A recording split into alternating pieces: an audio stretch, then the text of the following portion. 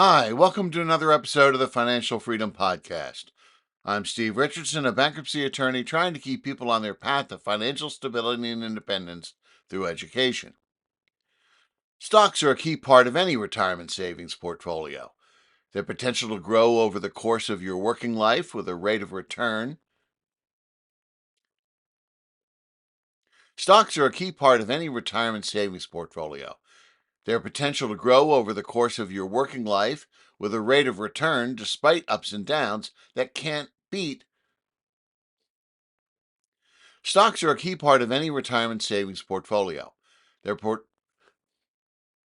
their potential to grow over the course of your working life with a rate of return despite ups and downs that can't be beat by CDs or a savings account. But bonds are also important to a well balanced portfolio. To find out the particulars in this episode of the podcast, I bring back certified financial planner Michael Karwic for a talk on bonds and how they can be a key to a successful retirement. My guest today is Michael Karwic, actually a repeat offender on the show, having appeared in episodes 101 and 95, talking about 529 college funds and investment strategies for when the market drops. He's a certified financial planner and a certified financial transitionist with over 25 years of experience in the financial planning industry. He provides financial planning and wealth management strategies for clients throughout the U.S. And in addition to traditional financial planning and wealth management, Michael has areas of emphasis in helping people who are experiencing significant financial transition events and in working with families who want to have a thoughtful plan for the transition of their wealth and their values to future generations. Welcome back to the show, Michael. Thanks so much for having me. This is great. Yeah. So we're going to talk about that barn burner of a subject, bonds, and their role in your investment portfolio.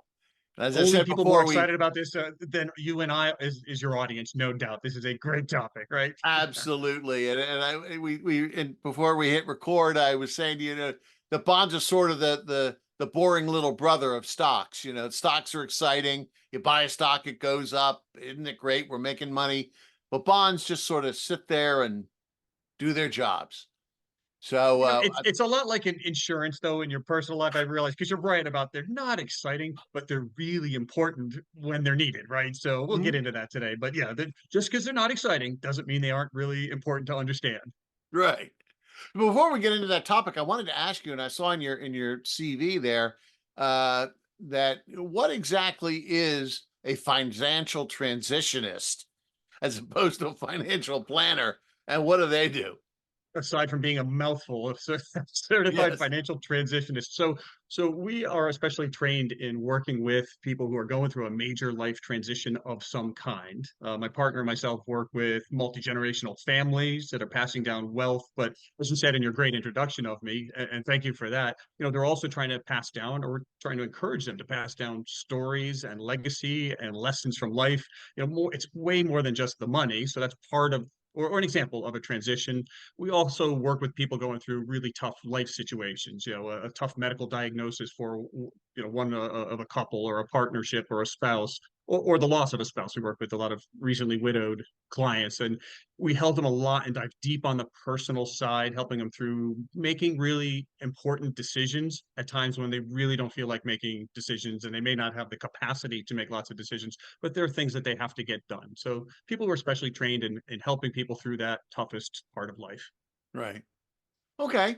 Well, let's talk about bonds. And why don't we start off by just giving an idea of we've heard of stocks and bonds in a general sense. I'm sure the listeners have, but what is the role of the bond in an investment portfolio? Whether it's a short-term goal like saving up for a down payment on a house, or a long-term financial goal like retirement. How do bonds figure into the mix?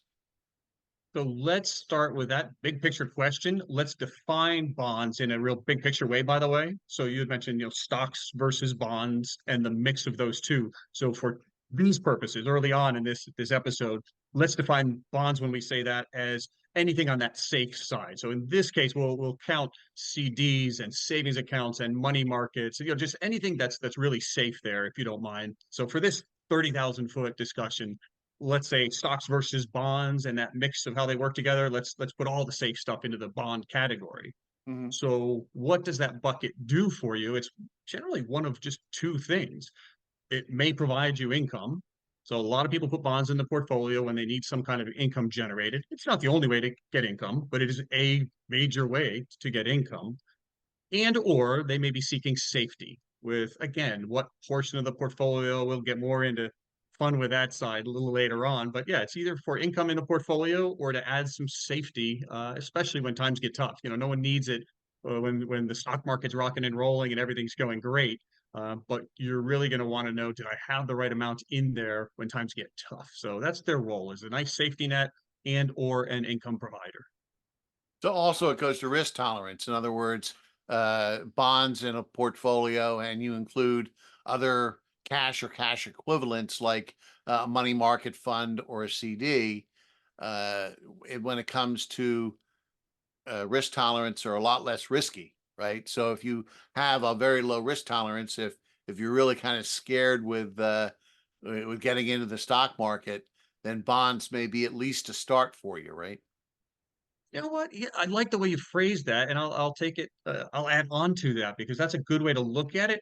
I'll even go so far as to say that having a good chunk, some chunk of bonds in a portfolio lets you be riskier with the other part of your portfolio. And when I say riskier, I just mean lets you pursue some opportunities for greater growth and for higher returns that Mhm. you wouldn't feel comfortable doing if everything was in that. But if you know that you have some safe money on the other side, in the cash or cash equivalents, as you said it, or in bonds, Mhm. that lets you, if not take some risk, again, pursue some higher returns on the other side. Now, how much to mix that up is a little more complicated, but yeah, I like the way you put that. So let's, as far as mixing it up, let's get to that next question, which is, you've got, they have a role in the portfolio, but how big is that role? And how can that change over time, change depending upon your financial situation and risk tolerance? Um, how much of a listener's money should be invested in bonds as opposed to stocks, and why? That sounds like such a nice, neat, innocent question, right? Just a simple question. Hey, how much should we put in this stuff? So, well, actually, I will start with a simpler answer. We human beings love simple answers, even in a complex world. So there Mhm. is a rule of thumb. I don't know if you or your listeners have ever heard it. The version I say it is the simplest way to say it, which is, and again, we'll talk about the pros and cons of rules of thumbs in a second. But the rule of thumb with bonds in a portfolio is your age is the percentage of bonds you should have in your portfolio. So if you think about how that works, someone who's 15 years old and is just starting to invest or might be saving for college money, which is still at that point pretty far down the road, might only have 15% of their money in bonds, whereas you would have 85% in that case in stocks. Now, as you get older, this rule of thumb automatically ages with you and makes it a little bit, well, like you don't really have to think much about it in a good way on autopilot. So when you get to 50 years of age, well, all of a sudden retirement, it may or may not be here yet, but it's getting closer. So the rule of thumb would say, well, maybe you want a 50-50 portfolio now, 50% of your money in bonds and safer stuff and 50% in stocks, right? And then as you get toward retirement, perhaps it's even more skewed. So at 65, close to or entering retirement, maybe 65% bonds and 35% stocks. Now, that's a very imperfect rule of thumb. So I would say use that as a generality because there are a lot of ways you would want to massage that. I can guarantee you not all 65-year-olds want to or should have 65% of their money in bonds. But if you just want a loose rule of thumb, it's not a bad starting point. It's really not. Well, you think about that. The 25-year-old would have a quarter of their money in bonds. And I guess the argument, if I was to, play devil's advocate with that, I'd say, wait a minute, if you're in your 20s, then you should be putting your money into stocks because you have 40 years from age 25 to age 65 for that money to grow. And just a rough, if that money were to double every 10 years, then you've got 40 years. It can double four times. So it's a good rule. I guess a good place to start. But aren't you losing out on some growth here if you start early? I cannot disagree with what you just said. Then that's where my caveat with that rule of thumb came into play. So look, there are two more intelligent or more thorough ways will then apply to this rule of thumb that we have there. Let's take the Mhm. 25-year-old example. It's a great one. So there are two pieces of that. Number one, with any risk tolerance, actually, as we get into retirement, how much should we shift there, right? So for at any age, you're going to take the rule of thumb, as you called it, as a starting point, and what do we apply to that? Well, number one is your tolerance for risk, right? You mentioned this that earlier in the podcast, risk tolerance, right? What does that exactly means? What does that mean? Let me define it this way. I'm going to say I like to define risk tolerance as your ability to stay in your current mix of investments when times get tough. That's the real test. So when we have those tough stock markets of 2008 or the tech bubble burst of 2001 and '02, for those investors that don't know those dates off the top of your heads, those were some really tough markets. Or when COVID erupted in 2020 itself, it was brief, but there was a harsh downturn in the market. So a real test of someone's risk tolerance, what does that mean? It means you didn't have to change the portfolio because you couldn't sleep at night anymore. Because that's one of the biggest mistakes I see people make uh, is when they have a portfolio of stocks and bonds, if you will, especially if it's heavy in stocks. Some sort of disruption happens in the economy and in the stock market, and they need to change things because they can't sleep at night, right? So that's one test: is how much can you just stay in the mix that a month ago, a year ago, you thought you were in the right mix already. You said that was the right mix for you, and if you did your homework correctly, you are in the right mix for you. So you shouldn't have to change it dramatically when times get tough. You should have planned for that already. The time to change your mix is not during a market disruption, right? It should have been a different mix to start with. So number one is how much risk tolerance does that person, that 25-year-old, let's use that person, can they sit through the ups and downs in the market? Because some people just don't have the constitution to be able to weather that. I have young people that want more in bonds because they say, I just can't sleep at night. I just want to know I'm earning a little bit of money. I don't have to swing for the fences, if you will, and get those returns you were alluding to that are more likely in other investments. But people just don't want to have the volatility of heavy stocks in their portfolio. So number one is how much risk can they, or volatility, both can they tolerate? And number two is really more of a financial statement. How much risk can they really afford to take? This tends to come true more toward retirement than a 25-year-old. But as you get toward retirement, it's not just can you stick with your investment platform? It's no, really, what does this mean to the household budget if you took more risks than you maybe should have or could have afforded to? If you were basing your retirement on a certain size portfolio and you had very little in bonds and the market took a hit, um, could you afford to live the next 5 years, 10 years, 20 years like you wanted to, or do you literally have to live on less now? So that's different than the other part of risk tolerance, which is how much you can stomach, how much you can stick with your plan without wanting to bail out. That's the emotional side. And it's not wrong to keep the emotional side as a component here. You should evaluate that as a piece.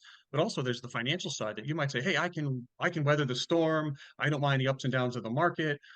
Look, if your retirement gets cut in half because you have almost nothing in bonds and the stock market's going through a turmoil, that might be actually devastating to your household budget, right? So you need to look at risk tolerance emotionally, and it's not wrong to do so, but also look at risk tolerance financially and have someone crunch the numbers with you if you're not a number cruncher, but see what that really means to your lifestyle if you take a hit. Um, if you take a hit from not having enough bonds. And likewise, by the way, if you underperform, let's flip it. I was just giving an example of having too much in stocks, right? If you can't sleep at night because you have too much in stocks, you have too much volatility.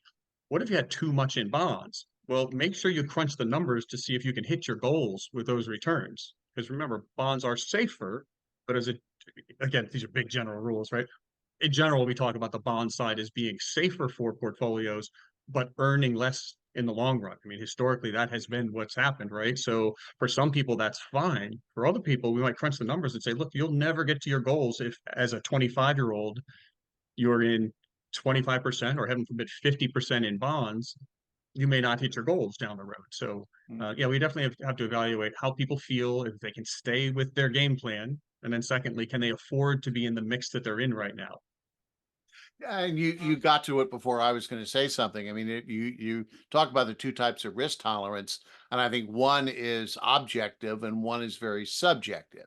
I mean, as you say, if you're approaching retirement and you're going to need that money soon, then from a an objective standpoint, you should be changing that mix from stocks to bonds so that you stabilize your portfolio more so that it's a lot less risky so you know you're going to have that income.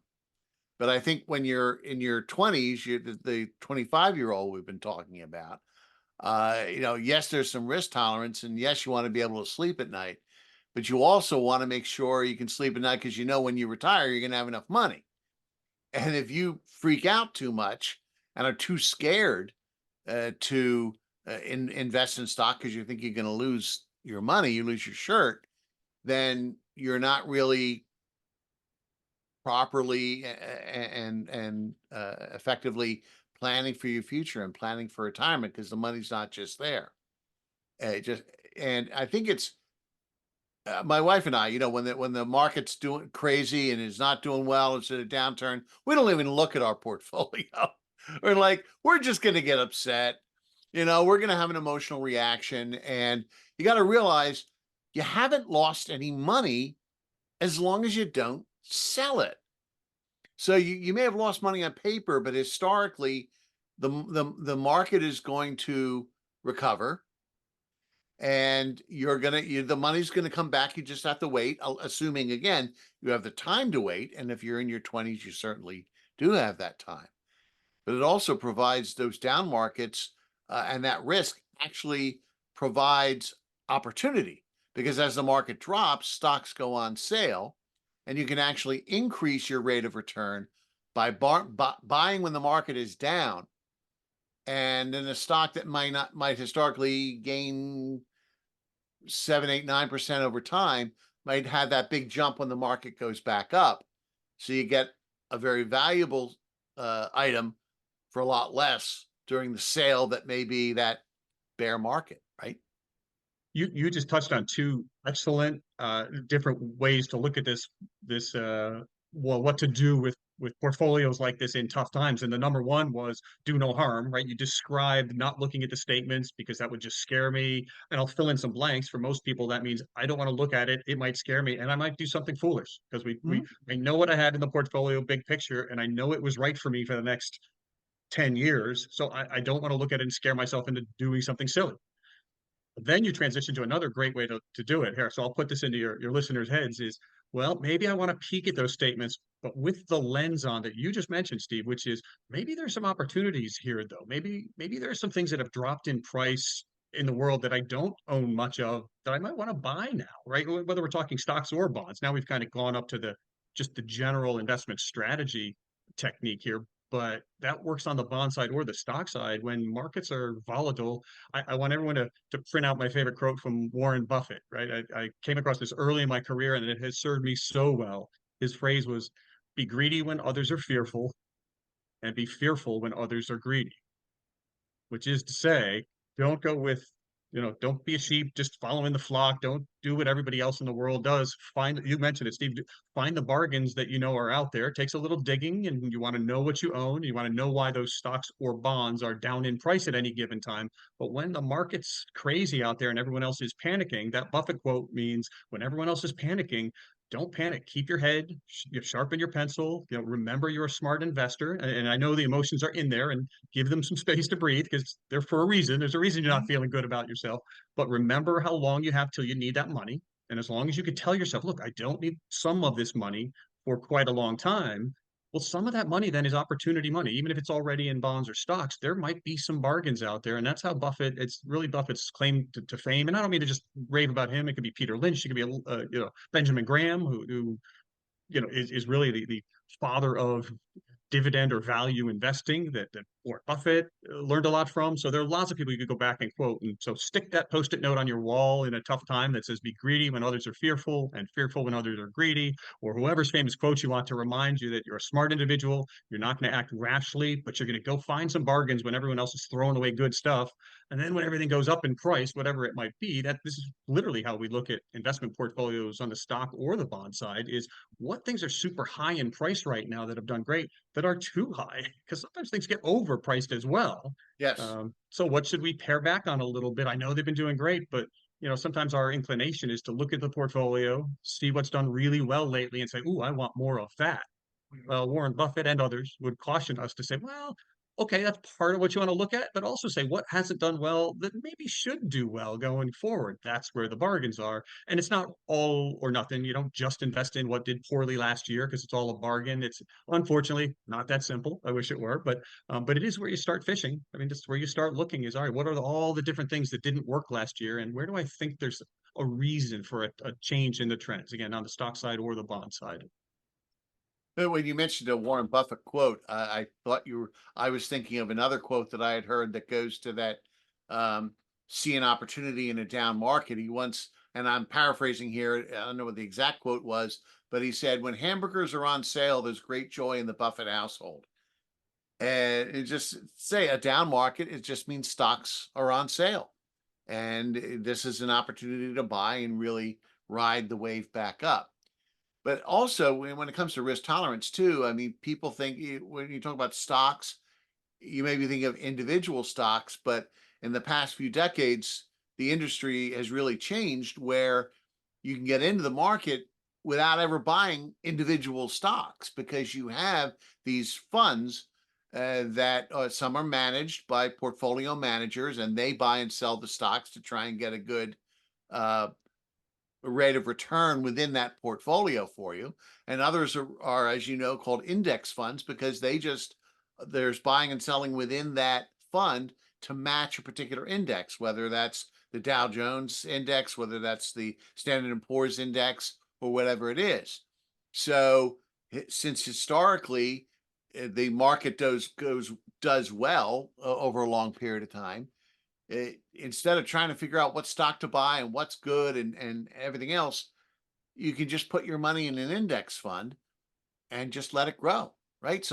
So for people that might have a lot of fear about the stock market, that might help assuage that fear to know, hey, it'll be invested in this index fund and it'll go with the market, and the market pretty much always wins. Yeah, there are a lot of different ways to get some exposure to an area. And again, this is the good part of complexity. There's just a lot of choice to your point, right? So, for a lot of our clients, we have managers or portfolios of individual stocks, and maybe we'll get into it a little today, but you could also have a portfolio of individual bonds instead of a bond fund. Mhm. But investors should know there are pros and cons to both of those formats, right? There are Mhm. advantages to being in an index fund, whether it's an ETF, an exchange traded fund, or a classic mutual fund format, or you know, pros and cons to both. And that's where you want to just have a sounding board of some kind, financial advisor, someone who really knows the markets. I mean, just bounce these ideas off of someone. Almost everything in the investment markets, people like to define them as good or bad. Mhm. Annuities, insurances, bonds, stocks, certain kinds of bonds in particular, people will say, oh, are those good or bad? And it's actually, there are pros and cons to almost everything out there. Index funds, ETFs, pros and cons to it. As long as you understand what all the pros are and what all the cons are, my view on that is usually it's not a good or bad product or good or bad investment. It's for me, and that's the big statement there, for me and my household, do the pros in this investment outweigh the cons? And Mhm. that can be and is different for different households. Again, for some, they say, no, the risk is too high. Another household might see the same investment and say, yeah, but I don't mind the risk. How's the return? Oh, it's worth it for me. So, almost with everything in the world out there is don't jump to, is it good or bad as an investment? Although sometimes that's the case, but more often, the big picture things, stocks, bonds, ETFs, you name it. It's no, is that style right for me and my household, knowing the details about us? And that's where it gets a little more complex. But like I said, complexity isn't always bad. I'm going to define complexity as meaning there's tons of choice and flexibility in today's world. There really is. Mhm. Well, you talked about all different kinds of stock funds, with mutual funds, exchange traded funds, things like that.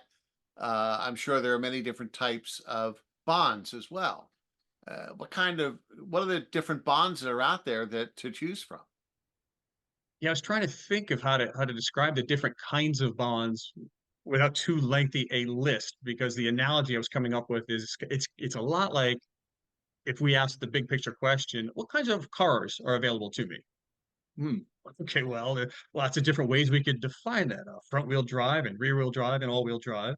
There's standard versus automatic. There's coupes or two doors versus four doors. There's sporty cars. There's fuel efficient cars. Right. So there are a lot of different categories. So the way I was envisioning this is we would make columns for the different categories, if you will. And so we could do that in the car example I just gave you. Color would be another one. We have a list of 27 different colors for our cars, but it's one column. So sometimes you get to pick from column A and B and C, if that makes sense in a car analogy, right? Mhm. So if we did that for bonds, you might say there's risk would be one category, and again, that's a there's no it's not binary. It's not either a bond is risky or it's not. There's lots of discussion we can have around the risk level a bond is. So we'll give that one whole category: low risk, medium risk, high risk, off the charts risk, you know, third world country risk, really high. Uh, so risk will be one category. Maturity dates would be another important one. And again, it's not, is it short or long term? You can pick any maturity date depending on how you do it or what kind of fund you're using, or if it's an individual, you can buy a 1 month bond, you can buy a 1 year bond, you can buy a 10 year bond, you can buy a 30 year bond, and anywhere in between there. So category one I gave you was how much risk is there to this bond, which you and I might want to elaborate on a little bit in a minute here. So how much risk is a bond? How long is the maturity for this bond? Column three might be how much income does this bond pay, if any, along the way, right? Because bonds can pay you interest as you go, or they can just pay you all the interest at the end. There's no right or wrong. There's no good or bad to that. That's really just a decision. Well, what do you need? Because some people say, well, I don't need the income now. Well, fine, have them reinvest the interest. Not all bonds can do that. So that's part of the decision process is what kind of income payment do you want from the bond, or does it not matter to you? So those are three columns: risk, maturity date, and coupon, we'll call it, or payment or of interest along the way, or do they pay it all at the end? Um, there's government and non-government bond, which kind of slides into the risk category. Actually, I should define one thing for I realized we didn't even really go high level. I should take a step back here. You mentioned kinds of bonds. I had a client a few years ago come to me. She was recently lost her husband and found me as a new financial planner when her husband passed. And she leaned in as if we had other people in the room. It was just us, but she leaned in and said, "I've been dying to ask this forever, but I haven't been able to ask this question. My husband and the advisor we always meet with, and I come to the meetings, and they always talk about this stock bond mix." She's like, "Can I ask you, what is a bond?" So, so she'd been at these meetings for I think it was 20 years or more. I mean, she was in retirement age when she unfortunately lost her husband, but she said, "I've been just dying to ask that, and I couldn't bring it up because they were so far past that level with me." Mhm. And so I find there are lots of people that don't know what they are. So here's my quick and easy definition for a bond versus a stock, let's say. So a bond, as we're going to define it now, is simply a loan to an organization or an entity. And when I say a loan, you are loaning them money. That's why I lumped CDs in with them earlier. A CD is a lot like a bond. It's just let's look at it this way, oversimplification, but it works. You're loaning $1,000 to your bank to invest in a CD. They're going to borrow your money and do what they do with it. And at the end of the CD, they're going to give you back your principal plus interest. I mean, that's how a bond works as well, except in this case, because your question to me just now was what kinds of bonds are there? Well, who are we loaning that money to? If we loan it to the U.S. Treasury, to the U.S. government, we're getting a U.S. government bond or a Treasury bond or a note, if you will, or a bill. But anyway, those are all kinds of bonds. But in that case, I said Treasury for all of them. You're loaning them to the U.S. government, and they're going to give you back your principal plus some promised level of interest, right?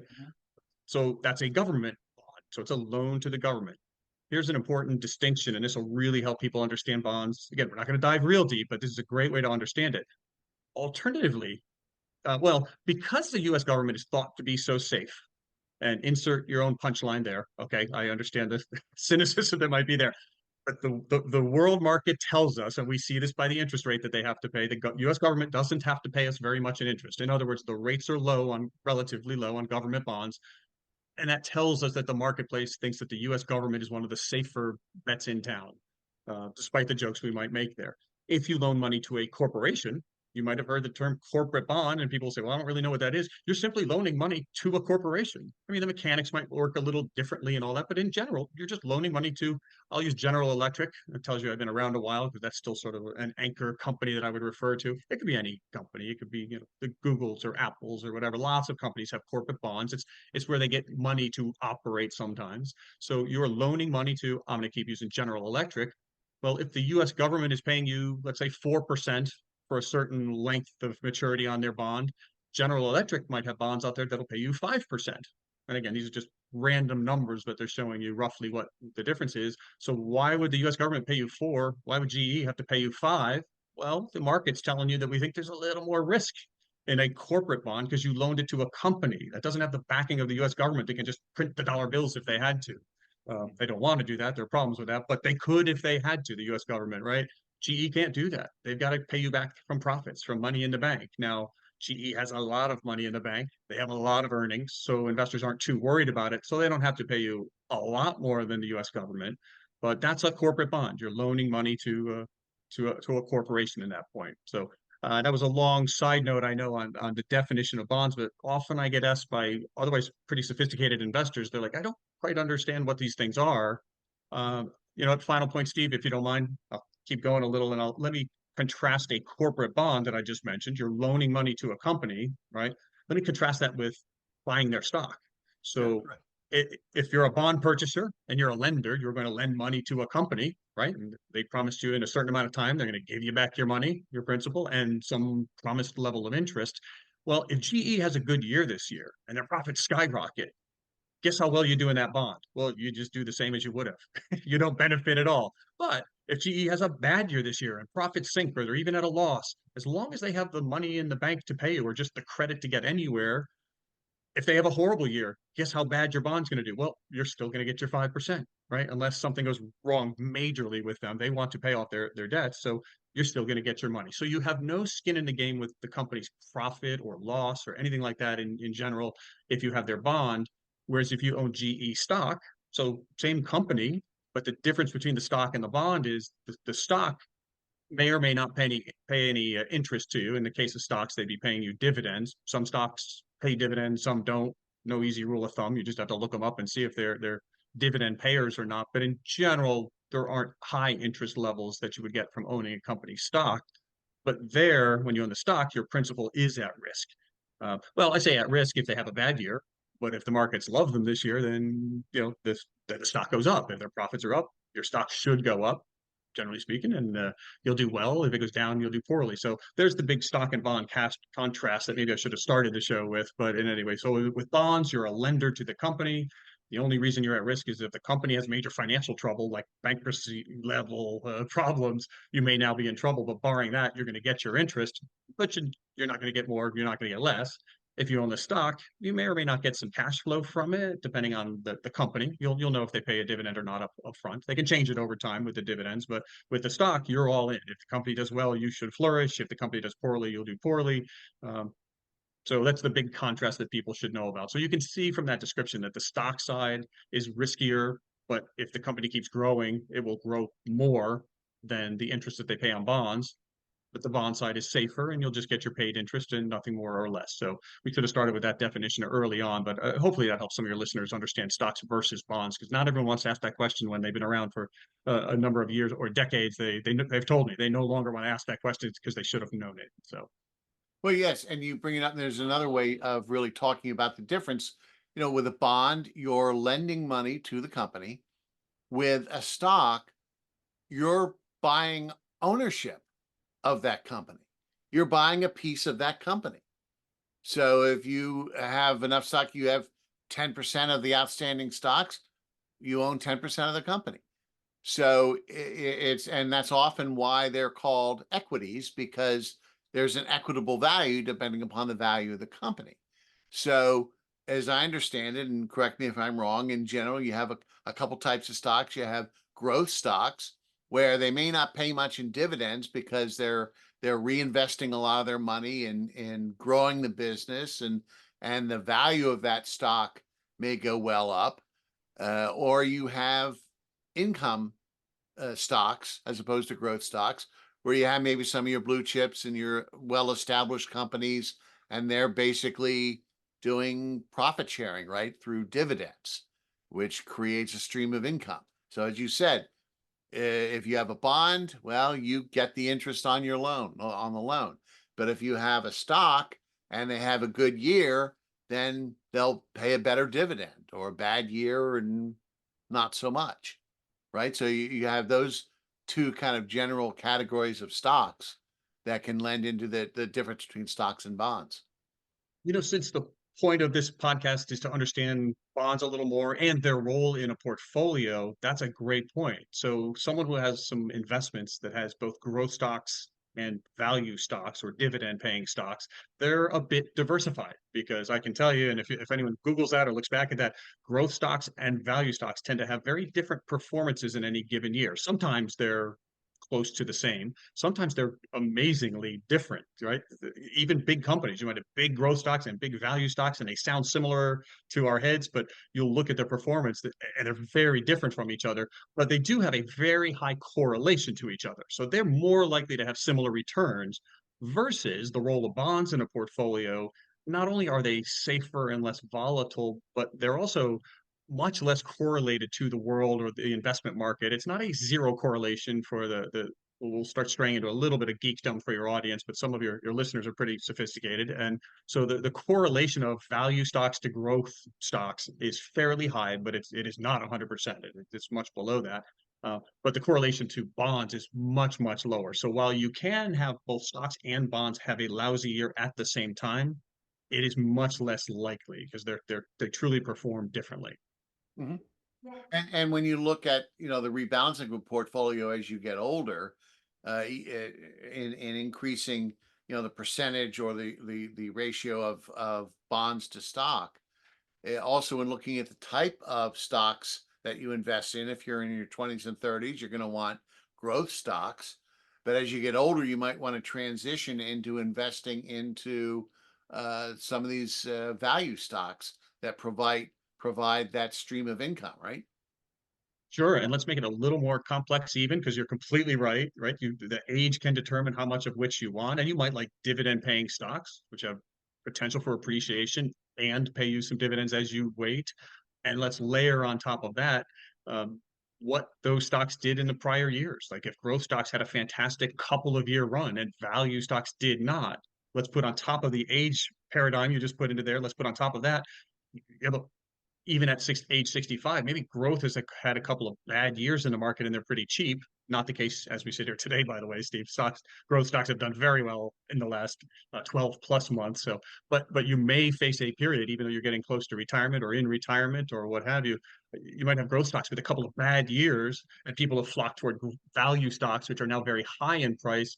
You might say, okay, normally I would have a whatever, let's say 50-50 mix of growth and value stocks in my portfolio, but I want to overweight value stocks or growth stocks now because they haven't done well lately. So yeah, and I don't mean again, complexity not a bad thing. Complexity meaning opportunity. So that's we're back to our Buffett quote again, or Peter Lynch, or whoever we want to quote. But yeah, if growth stocks haven't done very well, normally I may not hold a lot of them in a portfolio as I get older. But if that's where the opportunity is, if that's where some bargains are, again, you're not going to be all in, but yeah, maybe I'll have more of that this year than I normally would have. So yeah, that's another layer of opportunity for your listeners. Getting back to the topic of types of bonds, I one of my earlier episodes of the podcast talked about the Series I bond. Well, you also have the double E bond, and you can have municipal bonds, which are um, obviously issued by municipalities where you're lending money to a local town. How do those differ? The I bond, the double E bond, the municipal bond, and differences as far as what you might want to look into buying. Good question. You're right.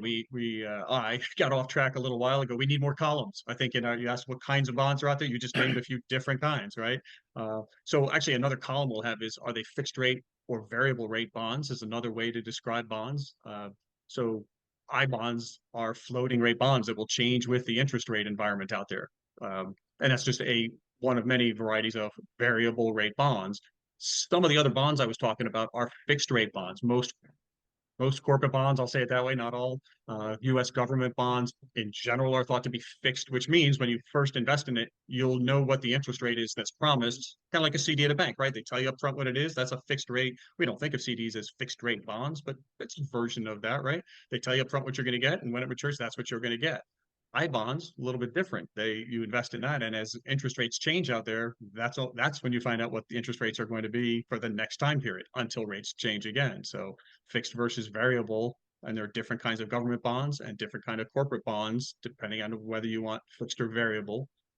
And also not mutually exclusive. Yet another column here is municipal versus non-municipal bonds, or tax-free is what we're implying when we say municipal bonds. So if you buy U.S. government bonds, they're federally tax-free. And if you want state and if you want your if you want totally tax-free, right? State tax free and federal tax free. You'll want to buy municipal bonds. Most, not all, most municipal bonds in your state where you file your taxes would be tax free on the state level for you as well.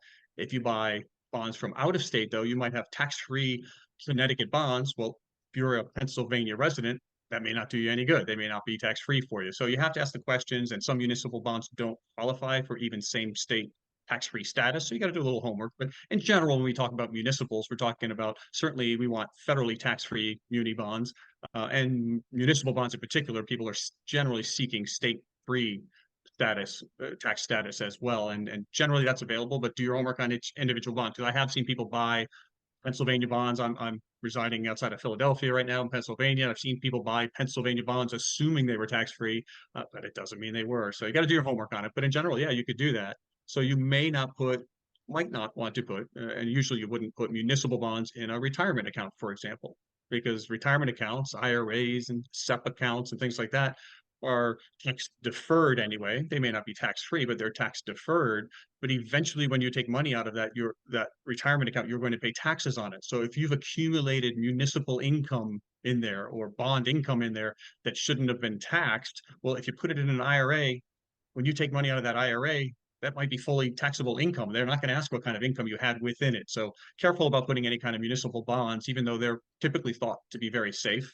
You probably don't want to put them in retirement accounts. So, but outside of retirement accounts, very often people like that they can have bond income federally tax free and maybe even state tax free. That brings a lot of joy to people's lives when they have something that's tax free. Again, it may be a lower interest rate, but if it's avoiding taxes, the net to your household might still be worth it. And you raised another excellent point with municipal bonds in your portfolio. If you're putting money into an IRA, whether it's traditional or Roth, and of course with traditional you get the tax benefit now, and the growth is tax deferred for when you have to take it out. But the Roth, it's after tax money, but when you take it out, you're not taxed. But there's a maximum that you can contribute each year.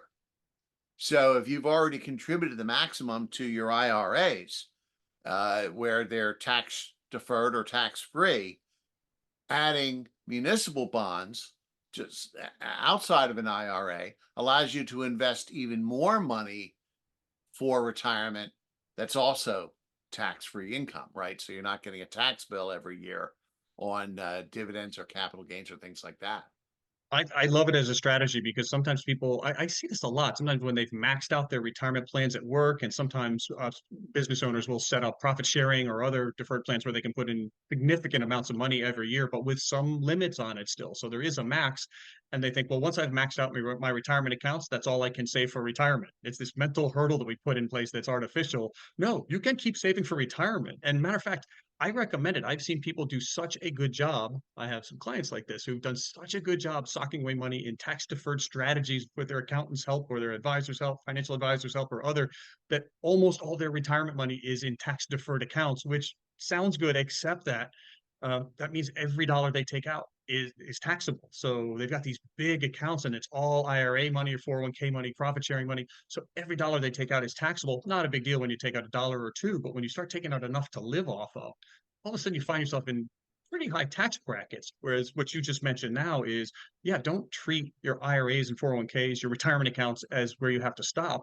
Let's think about also building we'll call it a taxable portfolio or a non-retirement account portfolio for retirement. So how do we manage that? Well, let's have some stocks in there. Well, maybe do we want dividend paying stocks or not dividend paying? And I know it's not an episode on stocks at all, but some dividends are qualified and you get a lower tax bracket on that income. So pairing some dividend paying stocks, still having some growth stocks and some municipal bonds, well, that's an awfully nice portfolio to have outside of your retirement accounts. So build that up as well. Don't think that you're shut off just because your retirement accounts might be maxed out. All right. So just to close out the topic of types of bonds, we talked about Series I and Series AA.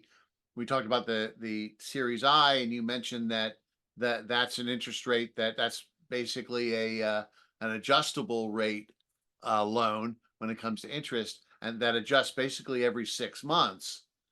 And you also have to hold it for a certain period of time. So the as far as the term is concerned, but and we talked about treasury bills, which are basically lending money to the federal government.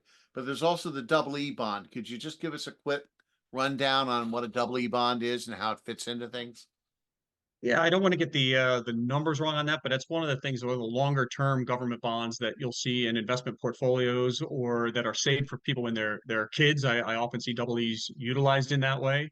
So I'm not seeing most people use them these days, and I don't know if you're coming across them a lot, Steve. But do you see them with clients that you work with?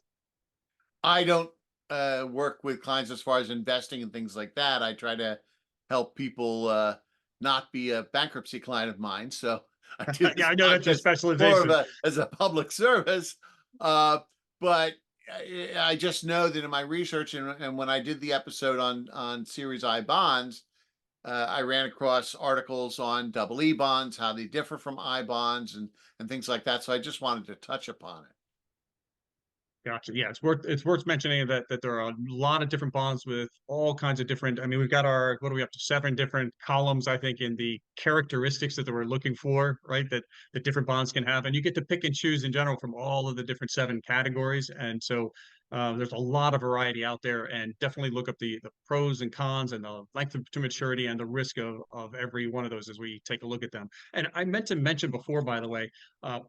So big picture, and we're probably getting close to wrapping it up. So what are the other best ways to know if you have the right mix of stocks and bonds in your portfolio is one of my favorite things to do here, where I hop to the software, is the scenario testing.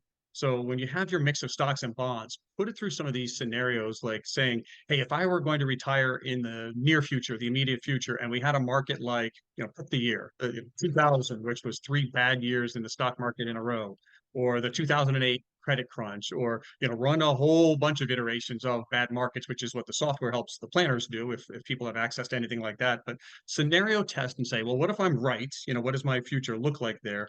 But also say, well, what if I'm wrong? And when I say wrong, I simply mean, what if I'm 65 years of age and I have 90% in stocks because I don't mind volatility and I like stocks and I know I can hang in there. Test that a little bit, and that's the scenario testing of, well, what happens if we have an extended bear market, a negative market in the stock market? What does that then do to your finances? Okay, because remember earlier, I'll circle back to this to close, which is, we talked about the 2 different kinds of risk tolerance. The one is emotional, and I'll see people say, no, I've got the willpower to sit through tough markets. I don't mind being 90% stocks, even though I'm on the verge of retirement. Okay, that's one of the 2 categories. But the other part of the scenario test is it'll put numbers, though, to your braveness, to your thoughts of, can you really financially survive a tough market there? So scenario test good and bad markets. And that's sometimes people don't understand volatility. What's it really mean? It means that taking any period of time that you're talking about, whether it's a single year, or multiple years of retirement, model that out and see what the ups and downs are within that time frame. Don't just look at 10-year goals and where you're going to end up in 10 years. Look at the swings during the 10 years and see if you could stomach that financially and emotionally. So there's my one tip I wanted to make sure I gave to everybody to figure out about that rule of thumb that we had started with way back in the episode, that whole, your age equals the percentage of bonds you might consider having in a portfolio. And you and I said, all right, that we've agreed, I think, right? That's just a starting point. We'll layer on top of that some scenario testing to see about the volatility. Where does that get you numerically, and see if the mix that you have is right for you. It's my favorite thing in the world to do, is playing with numbers and projections and saying, well, what if this happens? What if that happens? And that'll tell you if you're in the right spot so that you don't have to change things at the wrong time. That's the number one mistake I see people make, is having a mix that they can't stomach for the long run, or that was the wrong mix in the first place. Changing things at the wrong time, buying more growth stocks after a great year. I'm not saying don't buy any. I'm just saying don't get all excited after something's had a great run. And at the same time, remember the Warren Buffetts and Peter Lynch's, and we've only quoted them a couple of times, but it bears repeating with everything. Look at the world and see where the opportunities are, and make sure you're in the right mix for you. Well, yes, we are have come to the end, and I think we've covered quite a bit of information, and I think the listeners have pretty much figured out, and we are going to mention this anyway, folks. There are a lot of different variables here. There are a lot of different columns, as Michael talked about, and people have different risk tolerances. So the last thing we want you to do is to run off and do something based on something you've heard today. This is to give you a lot of information, teach you what questions you need to ask yourself or others, but take that information and go to a tax professional, like a CPA, and an investment professional like a certified financial planner, and really find out what's right for you, because there are as many different strategies as there are people, and you need to find out after you listen to this episode from talking professionals what the right solution is for you. Right, Michael? Absolutely. I couldn't have said it better myself. So hopefully people are a little excited about bonds now, but they can play okay, maybe not, but at least they're more informed about it. So good disclaimer and great conversation, Steve. Thank you so much for having me on. I appreciate it. All right, good times and a lot of good information. Thanks. Thank you.